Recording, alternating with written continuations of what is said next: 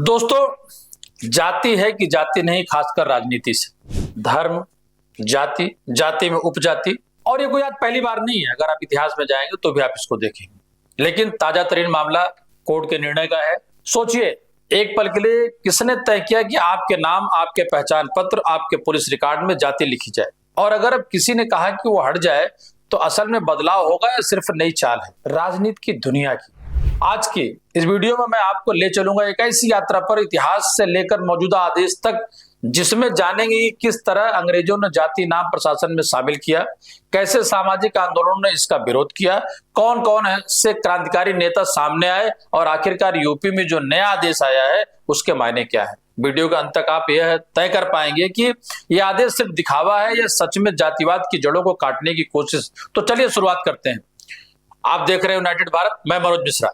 इतिहास और पृष्ठभूमि, अंग्रेजों का प्रशासन और जाति नाम। सबसे पहले भारत में जाति और जातिगत पहचान अरसे से थी, सामाजिक, धार्मिक और आर्थिक व्यवहारों में, लेकिन अंग्रेजों ने प्रशासनिक दृष्टि से जाति को औपचारिक यानी फॉर्मल रूप दे दिया। उदाहरण के तौर पर 19वीं सदी की जनगणना ने जाति पार्टीशंस बनाई, जहां अलग अलग जातियों को सूचीबद्ध किया गया था। क्रिमिनल ट्राइब्स एक्ट और 1871 जैसे कानूनों ने कुछ जातियों को अपराधी घोषित किया। यह भी जातिगत पहचान को कानून में प्रभावशाली रूप से लाया गया एक कदम था।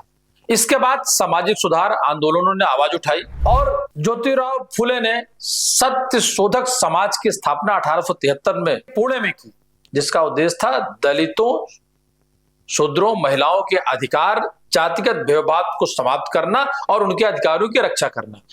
पेरियार ने तमिलनाडु में जातिगत भेदभाव और अस्पृश्यता के खिलाफ सेल्फ रिस्पेक्ट मूवमेंट आदि के माध्यम से बहुत काम किया, और उससे जातीय सुधार आए और उस पे होने वाले उत्पीड़नों से लोगों को राहत मिली। इसीलिए दोनों महापुरुषों को आज भी याद किया जाता है। इन आंदोलनों ने दिखाया कि जब लोग गर्व और पहचान के लिए सार्वजनिक सभा, जुलूस, पुस्तकें, भाषण, संगठन बनाते हैं तो जाति सिर्फ पहचान नहीं, सत्ता तक पहुंचने का रास्ता और वो मानव सम्मान से जुड़ा हुआ मुद्दा बन जाती है। नए आदेश का उदय। इलाहाबाद हाईकोर्ट ने 16 सितंबर 2025 को आदेश दिया कि police record, FIR, arrest memos, seizure recovery memos आदि में आरोपी की जाति नहीं लिखी जाएगी। कोर्ट ने यह भी कहा कि सार्वजनिक स्थानों पर जाति उल्लेख, जाति प्रतीक, बोर्ड, व्हीकल, स्टिकर, घोषणाएं व जातिगत नफरत फैलाने वाले भाषणों, प्रदर्शनों पर रोक लगनी चाहिए। इस आदेश के बाद यूपी सरकार ने 10 बिंदु का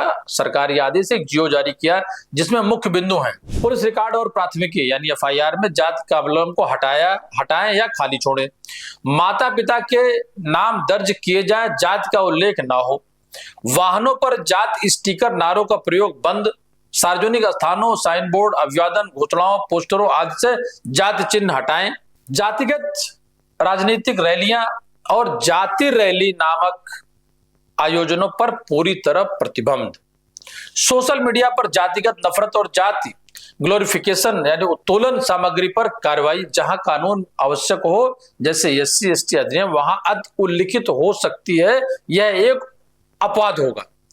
राजनीतिक प्रतिक्रियाएं। अखिलेश यादव ने कहा कि इस तरह का आदेश बहुत ज्यादा आदर्शवादी है, लेकिन असल में सिर्फ नाम हटाने से जातिगत पहचान को खत्म नहीं कोई नहीं कर सकता। बीजेपी और सरकार का कहना है कि हाईकोर्ट की जिम्मेदारी का पालन है और इसके माध्यम से जातिगत भड़का देने वाले उपयोगों को रोका जा रहा है। जाति नामों को मिटाने का मतलब जाति को नजरअंदाज करना नहीं, बल्कि विभाजनकारी उपयोगों को नियंत्रित करना है। अन्य दल जैसे कि कुछ अल्पसंख्यक संगठन, अन्य ओबीसी, एससी, दलित समुदाय के राजनीतिक दल कहते हैं कि यदि आदेश ठीक से लागू नहीं हुआ तो यह दिखावा बनकर रह जाएगा।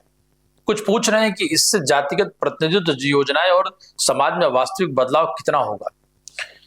राजनीतिक अर्थ, पीडीए वर्सेस बीजेपी संघर्ष। पीडीए मतलब पिछड़ा दलित अल्पसंख्यक, जबकि कभी पिछड़ा दलित अगड़ा, ये अपने हिसाब से लोग इसकी परिभाषा गढ़ लेते हैं। रणनीति में एसपी यानी सपा ने जातिगत पहचान को बड़े सार्वजनिक आयोजनों, नारे, रैलियों, पोस्टर आदि से जोरदार तरीके से उपयोग किए। नए आदेश से ये सार्वजनिक प्रतीक और भाषणों में कठोर बदलाव आएंगे। बीजेपी की रणनीति रही है कि जातिगत पहचान को अप्रत्यक्ष रूप से उपयोग किया जाए, योजनाओं, जनसेवा, धार्मिक, सांस्कृतिक आयोजनों के माध्यम से बिना जाति रैली जैसी स्पष्ट शब्द के, इससे बीजेपी को राजनीतिक लाभ हो सकता है, क्योंकि वह अपने समाज उपयोग को इस प्रकार से आगे बढ़ाएगी कि वह कानूनी बैन के दायरे में ना आए। चुनौतियां और मुद्दे, आदेश लागू करना आसान नहीं होगा। पुलिस थाने रिकॉर्ड सिस्टम, सीसीटीएनएस आदि को बदलना होगा। सोशल मीडिया मॉनिटरिंग की जरूरत है। किन शब्दों प्रतीकों के जरिए कार्रवाई को किस श्रेणी में लाया जाए, यह विवादित होगा। जाति कानून के मामलों में कब जरूरी हो, कब निर्णय कानूनी साख के लिए महत्वपूर्ण होगा। दूसरा मित्रों, सांस्कृतिक और सार्वजनिक का मानसिक परिवर्तन एक बड़ा काम है। लोग अपनी भाषा, सोच और पहचान में बदलाव लाएं, तभी असल बदलाव। पर एक बात मैं कहना चाहूंगा, बार बार जब जाति सूचक शब्दों की बात आती है समाज में, और जातियां चाहे वो जोड़ने के लिए, चाहे वो तोड़ने के लिए, चाहे लाभ के लिए, चाहे नुकसान के लिए या गोलबंदी के लिए इस्तेमाल होती है, तो मुझे लगता है समाज के हर वर्ग इसका विरोध करते हैं। जाति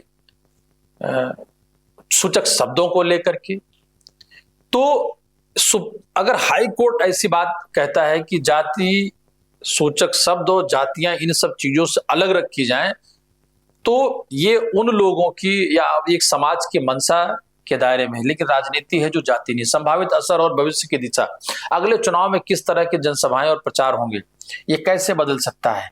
जातिगत प्रतीक और नाम कम होंगे, विचार और विकास पर जोर बढ़ेगा। ये संभव है कि जातिगत पहचान को छुपाकर धार्मिक सांस्कृतिक उत्सव के नाम से वही आयोजन हो। योजनाएं इस तरह बनेगी अलग अलग जातियों को लाभ हो, लेकिन जाति और नाम पब्लिक दस्तावेजों में स्पष्ट ना हो। मानसिकता परिवर्तन जरूरी है। स्कूल, मीडिया, सामाजिक संस्थाएं इस बदलाव को स्वतः नियम को स्वीकार करें। स्वतः की बात मैं मित्रों इसलिए करता हूं कि कानून में बहुत सारे दस्तावेज ऐसे हैं, बहुत सारी बातें ऐसे लिखी पढ़ी गई हैं, लेकिन आम चलन में लोग उसका इस्तेमाल नहीं करते हैं और उसका बेजा इस्तेमाल करते हैं। भारत देश जब 21वीं सदी में विकास के एक नए आयाम तय कर रहा, तो वहां अगर हम जाति और उपजातियों के विवाद में फंसते हैं तो ये कहीं ना कहीं समाज का नुकसान होता है। हमने जातीय संघर्ष देखे हैं, लेकिन वो अधिकारों के लिए, समानता के लिए, लेकिन किसी को नीचा और किसी को ऊंचे में बांटने को लेकर के नहीं। हमने आज इतिहास की करवटें देखी, कैसे अंग्रेजों ने जाति को कानूनी पहचान दी, कैसे सुधारकों ने उसकी जड़ों को खोदने की कोशिश की, और कब कैसे उन्होंने और अब कैसे प्रशासन ने फैसला किया कि जाति का नाम हटेगा पुलिस रिकॉर्ड से, लेकिन सार्वजनिक जगहों तक। लेकिन सवाल है, क्या इस शब्दों की सफाई से जातिवाद मिटेगा, या यह सिर्फ एक नया पर्दा है जाति राजनीति की रात में? आप क्या सोचते हैं? यह आदेश असल बदलाव की दिशा है या फिर दिखावे में आगे नहीं बढ़ पाएगा?